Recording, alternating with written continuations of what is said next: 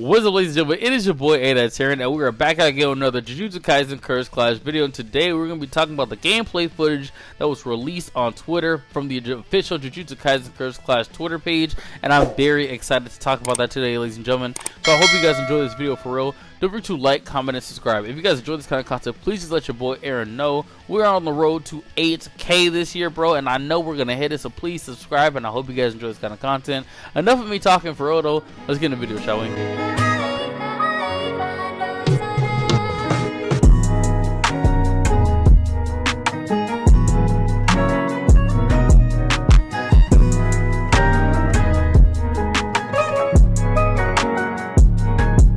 So ladies and gentlemen, over the span of the week, the official Twitter page has been releasing gameplay footage of specific characters, and we're able to get an understanding of how each character works, and we're able to understand like how the battle mechanics work overall, right? So the three characters that they had dropped gameplay footage for was Itadori, Inumaki, and my boy Satoru Gojo. Now, before we get into the actual gameplay itself, let me talk about how the battle mechanics are gonna work in the game first, and then we could talk about how the characters go. You know what I'm saying? So let's talk about the mechanics first.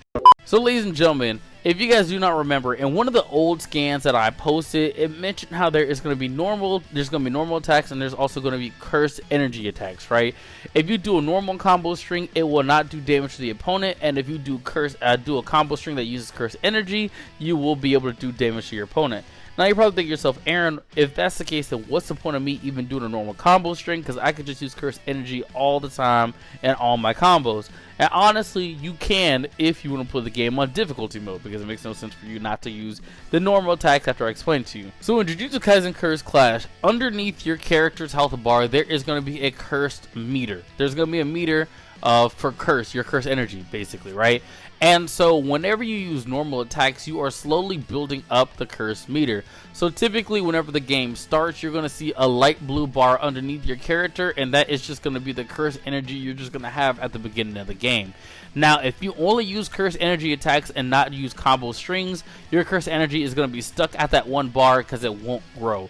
If you want your bar to grow, you're going to have to do normal attacks, which will cause the bar to grow. So for example, let's say you have a character that has 5 bars, right? And you use normal attacks, you start the game off with 1 bar and you use normal attacks, you're going to grow your energy past that first bar, and it will continuously fill up by the time it hits the 5th bar. Now the thing about that is, if you only use normal attacks and don't use curse energy, you won't do damage to your opponent. That is the tough part about it. So you're gonna have to find that balance in the gameplay of like, okay, what am I gonna use my normal attacks for, and what am I gonna use my curse energy attacks for? So for example, whenever you're building your curse energy, it's going to be a dark blue faded kind of bar that's going to be slowly filling up the curse energy bar, right? And whenever you hit a point in your curse energy bar, it's going to turn light blue. So let's say, for example, you have that one curse bar like I mentioned. If you do the normal attacks, it's going to slowly build, and then it's going to be a solid light blue bar as well. So now you have 2 light blue bars. And the thing about the 2 light blue bars is now you could use that amount of curse energy in your attacks. Now, if you start using curse energy attacks while you only have them 2 bars, it will quickly drain away. You know what I'm saying? And it'll take some time for you to be able to get that curse energy to regenerate. Is what I make it make sense to y'all? Because I don't know if I'm explaining it well. Once you drain that curse energy, it will take some time for it to regenerate. So like I said, you're going to have to find a balance between having normal combo strings and having curse energy strings, so you could be able to find that balance of building and also doing the damage that you want to build. And as you're building the curse energy, you're able to do more damage, be able to use more of your curse special moves, and potentially use your ultimate attack or potentially use your domain expansion depending on the character that you have. Now, since we got all that out the way, let's talk about our first character. Our first character we're going to be talking about is my boy Yugi Tadori. Now, I'm about to put the clip up on screen. You guys see him start off with using his divergent fist, and then it goes into a combo where he starts kicking down and he does that, the little combo string, and then the yellow is the armor move, and it pushed Hanami away. Now, keep in mind, because he did not use his curse energy, because you don't see the curse energy aura around him, that did no damage to the character. But if you look in the bottom left hand corner, by the end of the combo string, he obtained a 2nd bar of curse energy. And then in the next part of the clip, he uses divergent fist, which which uses those 2 bars of curse energy to do damage, and then it slowly refills over time. Now the level of your curse energy does grow over time. So as you guys see beside Itadori's face, you see the number 1. It's because his curse energy level is currently at number 1. Whenever he got that second bar, it now became curse energy level 2, which means it does more damage. And as you fill the bar up over time, it will become more and more. In the next clip, you see him do a combo that does use curse energy. And in the combo that uses curse energy, you see it does damage on Hanami. And basically, at the end of the combo, he unlocks another curse energy bar, which turns into level 3 curse energy.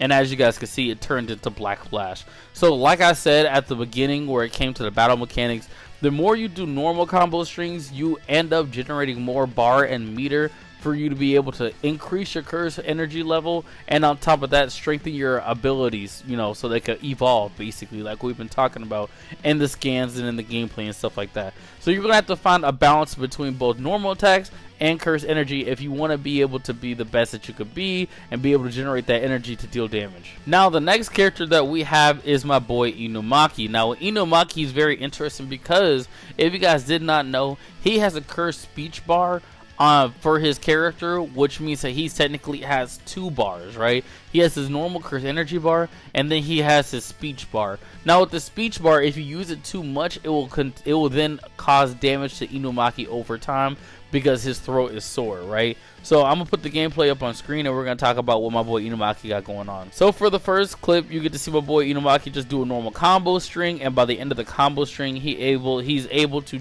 get to curse level 2 with his curse meter, basically, which is good. He didn't use no curse energy on it, as you guys can tell, which means that there's no damage that has been done to my boy Toto. Now in the next clip, we get to see Inumaki do a combo with curse energy, and then it does a little bit more damage to Toto, which is good because now we get to see that, you know, my boy can do damage and have his curse energy at the same time, you know what I'm saying? Now in this next clip, we get a better understanding on how his curse speech bar is going to work. So let's talk about the clip, shall we? So in the clip, you see Inumaki use fall, basically. And as you guys can see, when he uses fall, if you look at the left side of his face icon, it looks like the curse bar meter goes down a little bit. And that's basically how it's going to work. If you use too much of that and it hits 0, it will start to do damage if you try to use another curse speech move after that. But if you guys look also by his picture, you see 2 little icons. That's going to be the throat medicine that you could be able to give to Inumaki for him to refill his speech bar.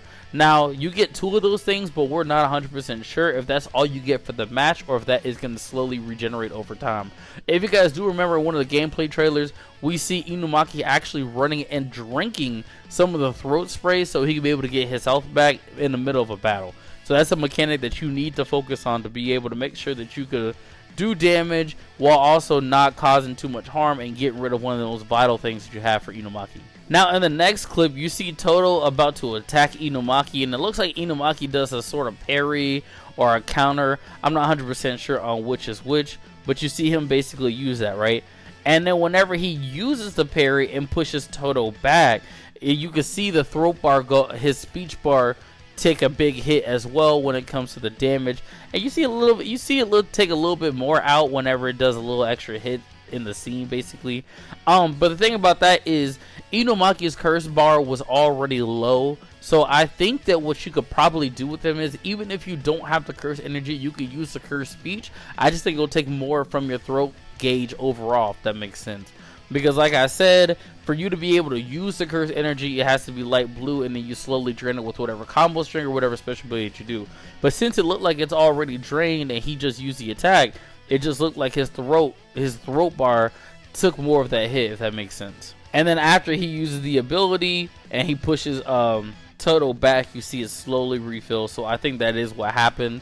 I think that with Inumaki, if you do run a curse energy, you can use his speech as sort of like a last minute kind of thing, or like a second curse meter bar, but I wouldn't want to take the chance, especially if it's going to be one of those games where a lot of stuff is happening all at the same time, and I don't want to take the chance of, basically damaging myself and running out my cursed speech, you know what I'm saying? And also, I forgot to mention as well, if you guys look up on the screen by the timer where it says the 5-minute mark, you see 4 bars up there. That is the number of team lives that your team will have in a match. So let's say, for example, you and your teammate, there's 4 health, there's 4 lives up there. Your teammate can die 3 times, you could die 1 time, and that's basically how the game ends, right? So you guys don't have a set number, like you individually don't have 4 health bars. Your teammate and you will have collectively 4 health bars. So hopefully you have a teammate that does not suck. Finally, ladies and gentlemen, we're going to be talking about my boy Gojo and his gameplay. Basically, the gameplay is with him and Jogo up on the bridge.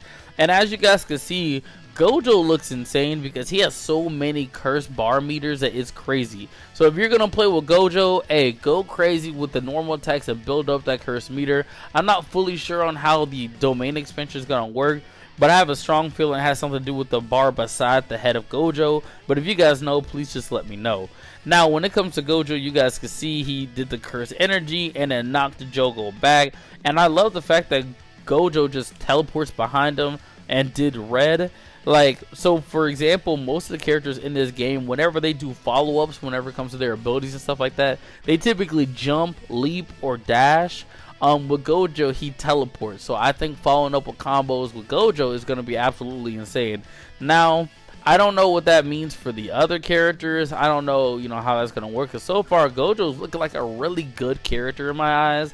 And I know everyone and their mom is going to play with him. But, hey, well, there's probably going to be other characters that we're going to learn and understand how they play that could probably be a good counter to my boy Gojo. So, ladies and gentlemen, that is what we have for today. I wanted to wait until we got enough clips and stuff like that before I started making videos, because I didn't want to just start making a video about Itadori, then made a video about Inumaki, then make another video about Inumaki, then Gojo. I'd rather just waited to put them all together in one video, right? So, ladies and gentlemen, that is what we got going on here today. I really do hope you guys enjoy this video for real. Jujutsu Kaisen Cursed Clash is becoming very interesting to me overall. I think the combat system's interesting. I think it makes the game feel like it's really a part of the anime. And overall, I think that the competitive scene and the potential of the game is gonna be crazy. But let me know what you guys thoughts in the comment section. Are you guys happy? Are you guys disappointed? Are you guys excited for the game? Please just let your boy Aaron know. I hope you guys enjoyed this video. Don't forget to like, comment, and subscribe. Please just let me know what you guys want to see next time. And until next time, peace out.